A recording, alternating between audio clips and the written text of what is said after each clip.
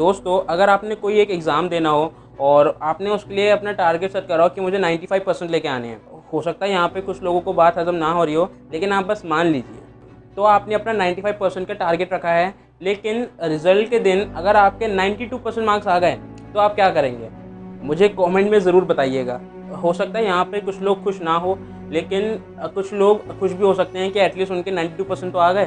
तो फिर दोस्तों, ऐसा क्यों होता है कि अच्छे मार्क्स लेके आने के बावजूद भी कुछ बच्चे, चाहे वो छोटी क्लासों के हो या बड़ी क्लासों के भी हो, वो ऐसा लगता है कि वो उससे खुश नहीं होते 92% भी लाकर। और बहुत बच्चे तो डिप्रेस्ड भी हो जाते हैं, क्योंकि उनका ये डिज़ायर होता है कि उन्हें 95% लेके आने हैं, ये उनका टारगेट होता है, लेकिन आते हैं 92।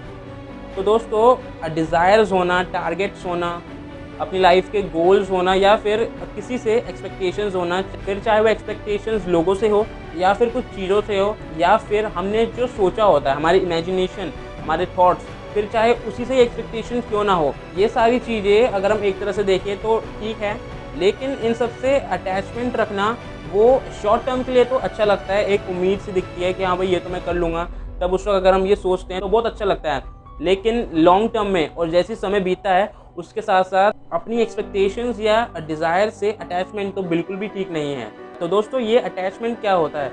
कहाँ से आता है ये?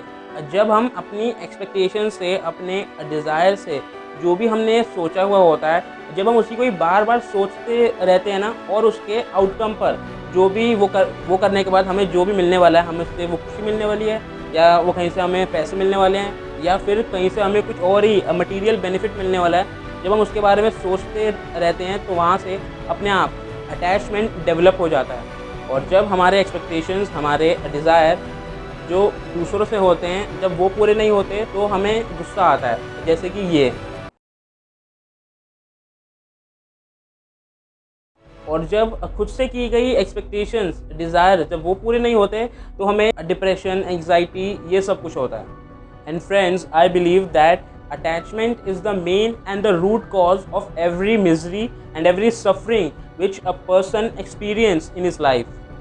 फिर चाहे वो अटैचमेंट कुछ चीज़ों से हो या कुछ लोगों से हो या अपने ही थॉट्स से हो या हम जो भी सोचते हैं, हमारी इमेजिनेशन, फिर चाहे वो उससे ही क्यों ना हो। और दोस्तों, अगर मैं एंड में एक बात कहूँ तो कोई भी काम इसलिए मत करो कि आपको वो काम करने के बाद कुछ मिलेगा और आपका ध्यान सिर्फ वहीं पर ही लगा हुआ है, बल्कि काम करने के लिए काम करो। तो चाहे हम अपनी लाइफ में अपने डिज़ायर्स रखें, अपने बड़े से बड़े डिज़ायर रखें, लेकिन कैसे हम उससे अटैच ना हो, अगर आप वो भी जानना चाहते हो तो मुझे कमेंट में लिख के बताओ। अगर आप कहेंगे तो उस पर भी मैं एक वीडियो बनाऊंगा। तो दोस्तों, अगर आपको ये वीडियो अच्छी लगी हो तो इसे लाइक कर दीजिए और इस वीडियो को सभी के साथ शेयर कीजिए।